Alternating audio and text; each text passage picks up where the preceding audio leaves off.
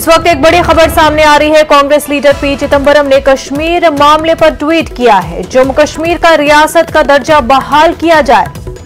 Parliament के monsoon इजलास में नापसंदीदा कवानीन को मनसूख किया जाए। कश्मीर से मुतल्लिक नापसंदीदा कवानीन को मनसूख किया जाए।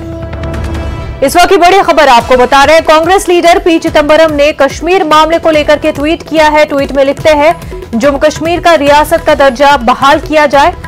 पार्लियामेंट के मॉनसून इजलास में नापसंदीदा कवानीन को मनसूख किया जाए। साथ ही लिखते हैं, कश्मीर से मुतल्लिक नापसंदीदा कवानीन को मनसूख किया जाए।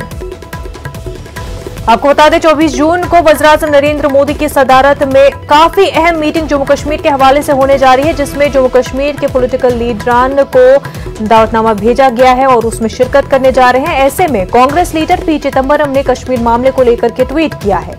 ट्वीट में लिखते हैं, जम्मू कश्मीर का रियासत दर्जा बहाल किया जाए। पार्लियामेंट के मॉनसून इजलास में नापसंदीदा कवानीन को मनसूख किया जाए। पी चिदंबरम लिखते हैं, कश्मीर से मुतल्लिक नापसंदीदा कवानीन को मनसूख किया जाए।